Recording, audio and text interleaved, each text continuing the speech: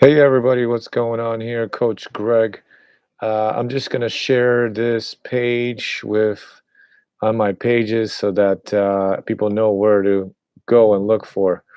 All right, so let me see. Facebook first.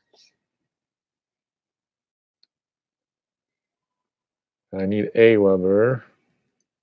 Send it to my.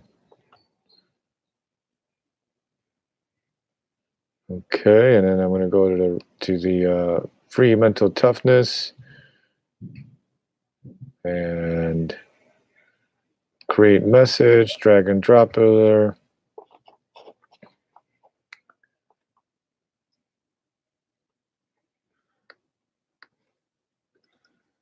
On live now for mental toughness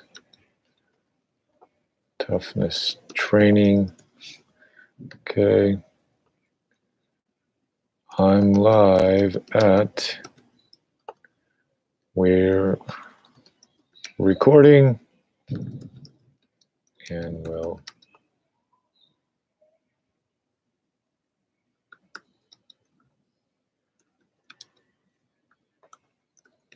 okay. Let's do that right away.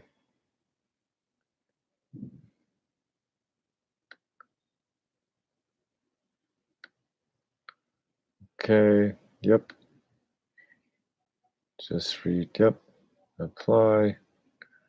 Send message now. All right. I'm live now doing free training on tennis mental toughness on YouTube. Go here.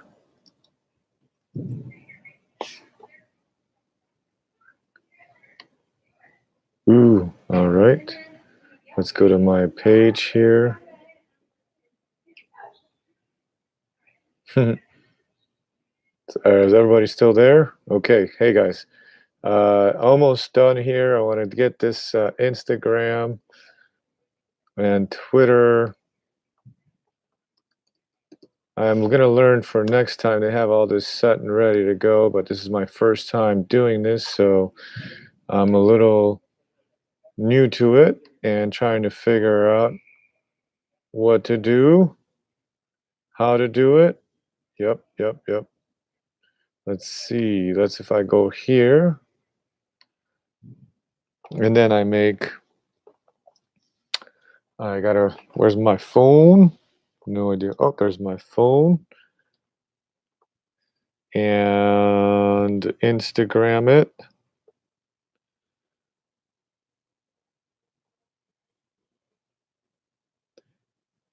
Hey all, I'm live right now on YouTube. We're answering all your questions on mental toughness and check out the bio section. Click on the website link and it'll take you right to the live. I'll be on live for another 25 minutes.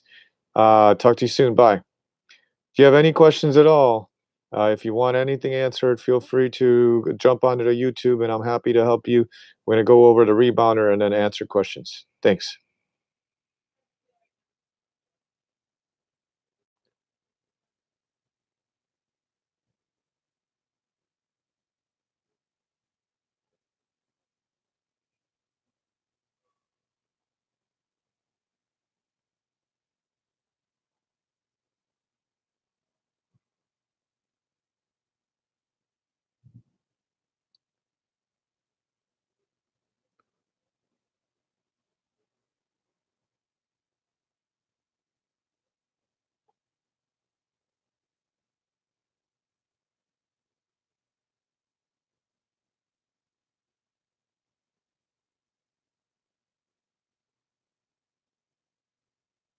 All right, you guys, I think I'm here. Oh, Twitter, maybe just Twitter.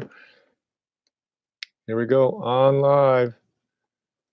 Live. I'm live answering all your tennis mental toughness questions. Let's see what happens here. This is kind of cool. All right, guys. So thanks for your patience. If anybody's out there watching, let me get started here. Again, I'm Coach Greg, and the thing that I'm passionate about and helping is helping tennis players or inspiring tennis players to reach for their dreams. I really passionate about the mental side of tennis. I've been a tennis coach for over 20 years. I work at a club downtown, Chicago.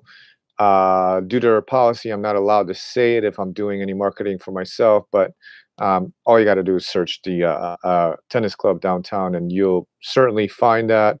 I've fallen back in love with tennis. I'm recently getting back into playing tournaments and played my first one recently, and just been training really, really hard to because I signed up for another one here June 21st.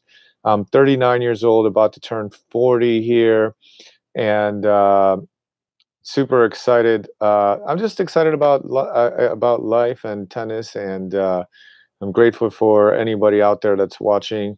Um, so the first thing that we're gonna talk about on the first part here is the rebounder. Now, in tennis, we are faced, we play tournaments, we play matches, and frankly, there's only one winner and there's always a loser.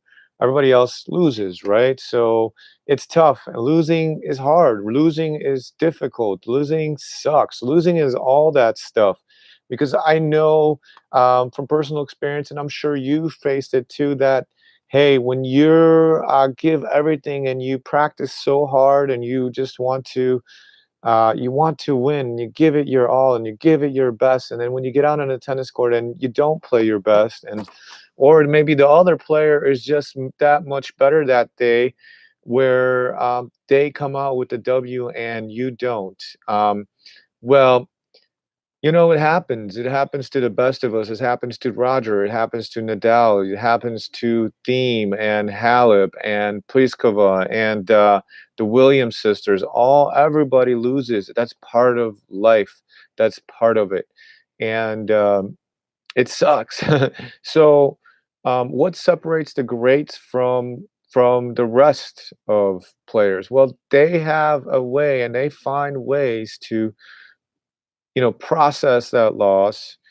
Just think about Nadal recently. He lost, I think, was 2, 3 straight tournaments on clay court, which is unheard of for Nadal. He dominates on clay, and he was able to rebound and go to and win in Rome here. Now, that tells me that he's got a system, a process where after a loss, he goes through and figures it out and learns something from it and gets better, right? Because ultimately what it is about tennis is that it's about improving, right? There's not perfection. It's not the chase of the perfection. It's the chase of improvement. That's what's going to keep the juice in the game. That's what's going to keep you excited about life. So excited about playing. I know because I was on the other side. I was driven by the results, and I was very result focused. And all I was thinking about is whether I win or whether I lose. And that is a path to no good. That is a path to the dead end. Or I put up an Instagram post that the road to perfection leads to a dead end. Because how many times have you seen players start out and they're great, they're doing awesome, they're doing fantastic, and next thing after they start to reach kind of a plateau and they start to level off on their, they're climbing the ladder, but then they get a certain point because that, and then things don't go up as fast. How many times have you seen those players quit within a year or two when they start to plateau? And that's because they're focused on perfection and they're focused on results. And if you know somebody like that, let me know. Anyways, uh, I'm gonna take a quick thing here. I'm gonna write something here just to see if anybody's out there.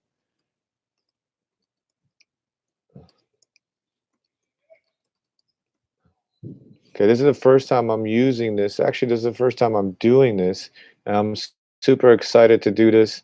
It's been, it's a journey, it's a process. It's the first step on this journey for me, and I hope to help you in your tennis game because I believe that the mental side is the key to success. Anyways, unlocking your, I should say, the key to unlocking your best tennis. Okay, so the what do you do when you lose, right?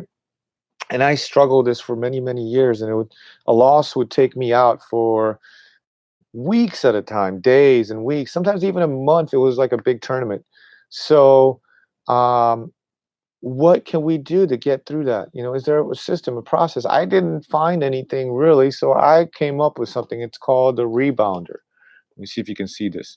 It's called a rebounder. Okay, I don't know if this is backwards, but it's a five-step method you can use after any loss or um, any loss. I haven't used it for a win yet, but I'm certain that it would also be very, very cool to use for a win. And what is this process here, right? And what do we go through? Okay, so when you lose, it hurts. It absolutely hurts, and it's frustrating. And some people get mad, some people get sad, right? So the first step of the process or the method is to one, get it out, right?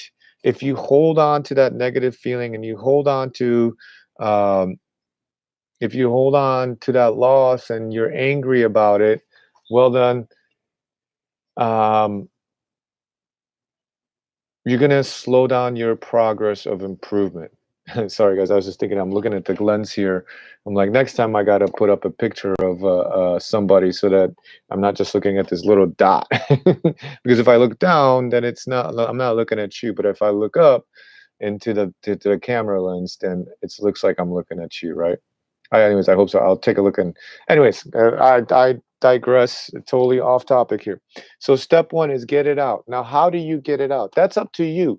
I like to say that sucks. That's so frustrating. And maybe even talk to somebody about it and say, hey, uh, what the heck? Why didn't this work? Or why didn't I win? I put so much effort into it. I'm so mad. Maybe you scream at the top of your lungs. Um, Maybe you'd like go run a mile or something. You gotta process that. One thing I would caution you is that when you get it out, stick to something that's positive, that something's gonna help you. Don't hit things. Don't break your rackets. Don't kick stuff because that could cause injury. And trust me, I know that's the way I used to get it out. I used to hit walls with my fist. Now I am so freaking lucky because I never broke an arm or anything like that.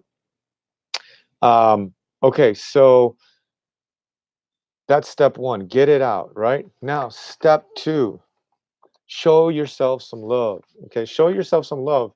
And what do I mean by that? You know, after you get it out, we gotta just acknowledge our effort. We gotta acknowledge the fact that we put ourselves out there and we worked so hard and we made that effort, So, um, how do you show some love? Well, each person is different. Maybe you say I love you. Winning doesn't define me. Losing doesn't define me. I am more than just my tennis game. Or maybe you just say, that was a great try, Greg, or a great try. I really am so proud of you for putting yourself out there. Anything that works for you. I'm not sure. We're all different people, so we have to find what works for us. Okay. Third, now step three. This is called what three things did I do well? Now, tough. You just lost. You're heated at the moment. You're frustrated about it. You're angry. You can't find anything to you just don't find anything at all to see. But see what you did well in your match. You get frustrated with it. The truth of it is, you just got to look deeper. You got to look deeper and harder about your match. There is always something positive to take from. And when you're looking at a positive, right, then you're going to be teaching your brain that what you just went through is helpful to you. right? Nobody wants to keep doing things that are harmful for them. But when you look at it in a positive way, you find some light in the darkness, you will keep going towards that light. If you only find darkness, then you will turn around and not want to go there. Who wants to go into the black hole? I don't. I know. I guarantee. Well, if you're like me, if I'm like you probably don't want to go there. We go through the light. We go towards the light.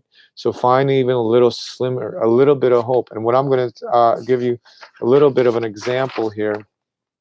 Okay, this is from my current, latest match. I played one of my co-workers, my coaches that are here, and I really wanted to win this match, and I definitely had my chances and opportunities, but I didn't play my best.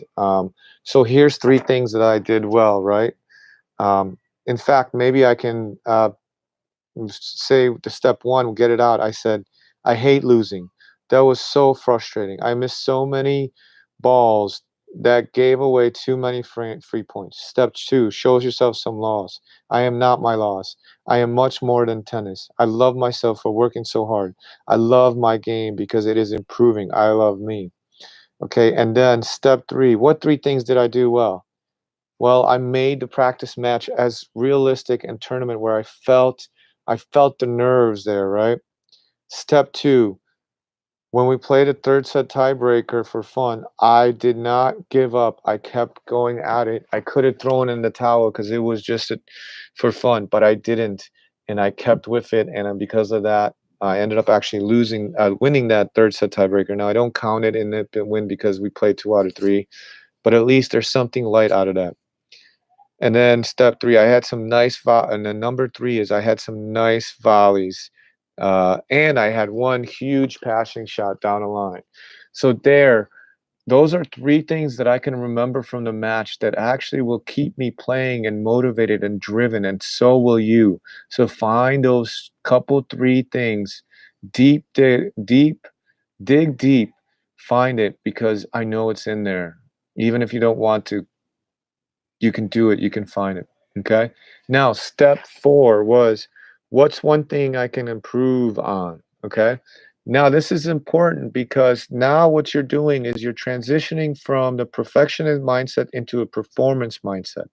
Perfectionist mindset is that there's nothing ever good enough for you.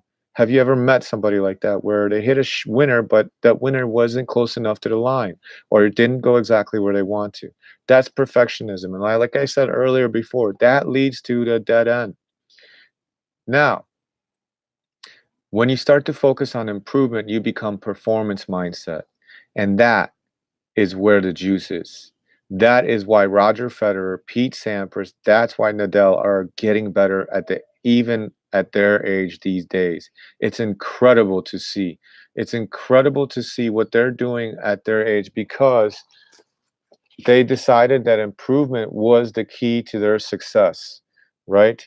So that's what you do. So what is one thing you could do to improve? So find out from your match what it is that you're improving on.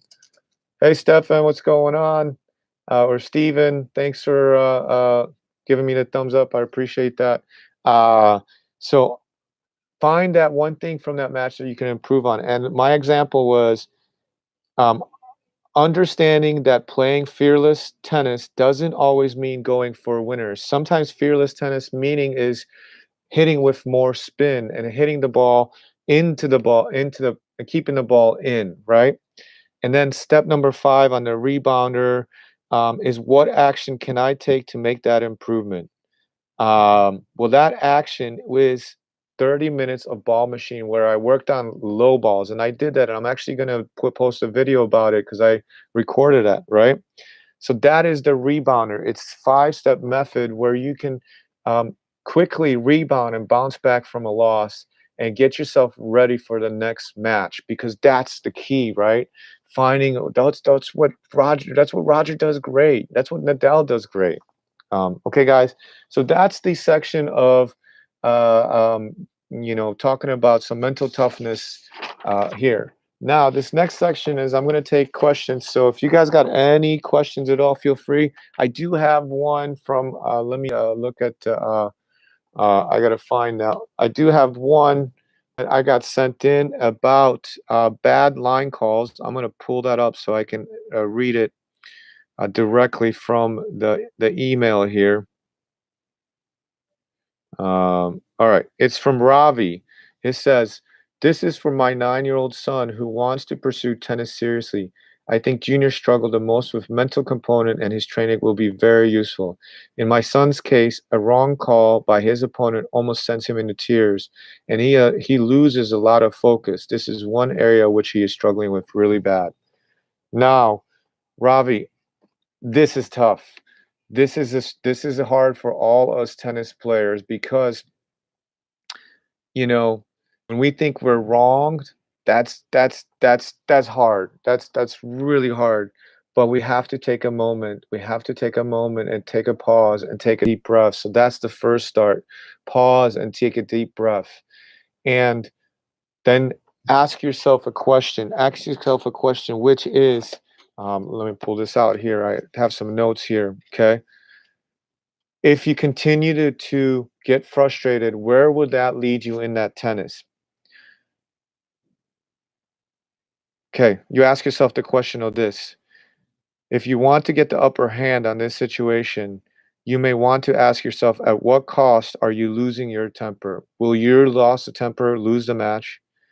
And then ask yourself, what typically happens to your game as the stress hormones invade your nervous system? Now, that's a little bit high for a 9-year-old. But the important thing is that you keep it simple and you say, "Hey, if you get mad, what's going to happen to me?" So you see the result, see the negative effect that, right? Then you take a deep breath, and then a great question to your that person is say, "Hey, I'm hoping for a fair match. Would you consider taking two on that?"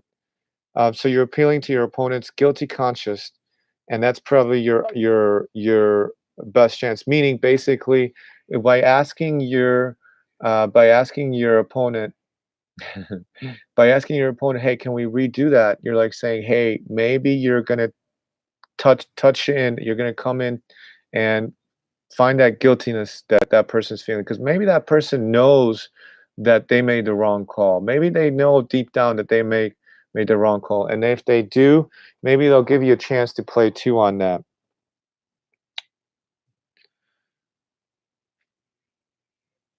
Okay, so that's something you can use right there. Is just asking your opponent for take two, taking a deep breath. And this is what I like to also do is when I'm faced with a tough situation, I like to say, "Hey, um,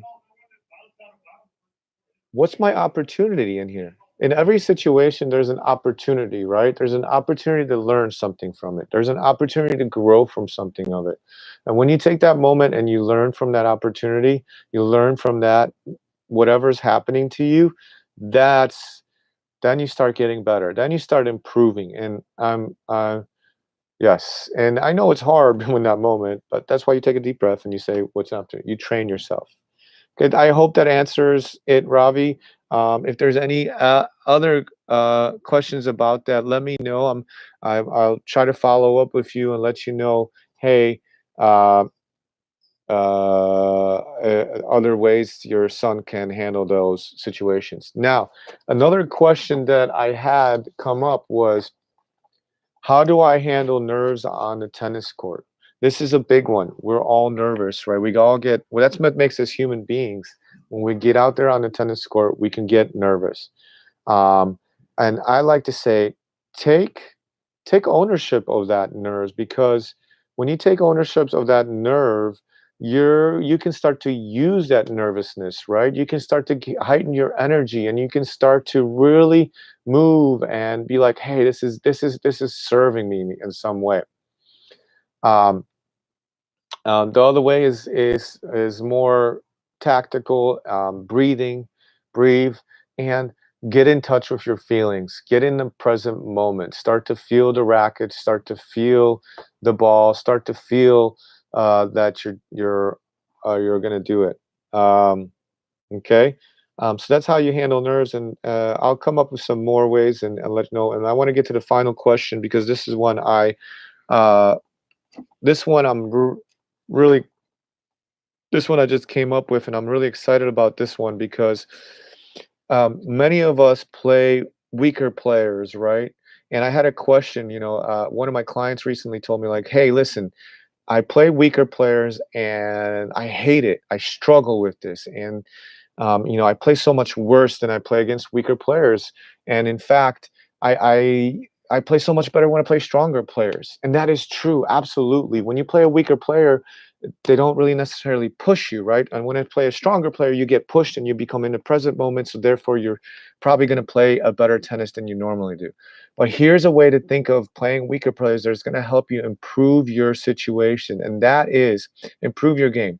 You can look at it three ways to help you improve. One, okay, this is an opportunity for you to work on your stroke. When you're playing a weaker player, typically the ball comes in slower, so that gives you time to really exaggerate your follow throughs, like really extend through the shot, and really take the racket back early. Whatever you're working on, this is your opportunity to really do that. You don't have that opportunity when you're playing faster play or playing players that hitting the ball harder, right?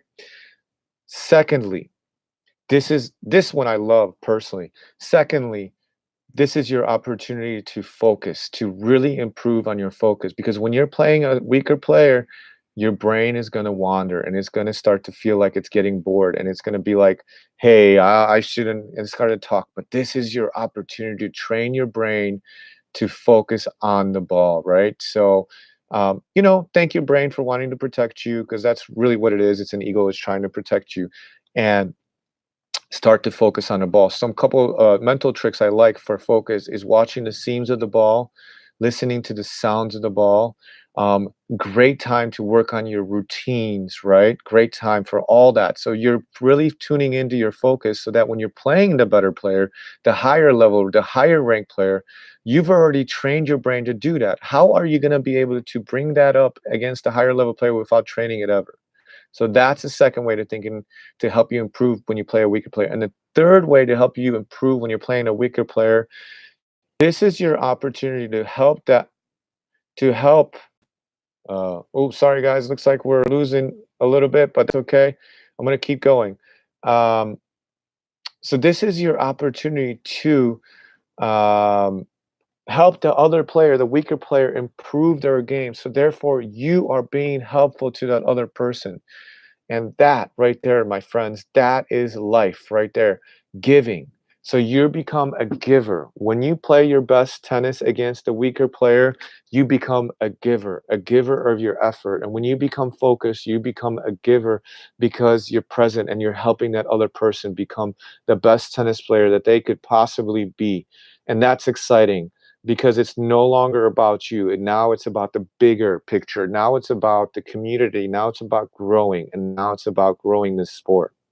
So those are the three ways you can help yourself improve when you're playing a weaker player.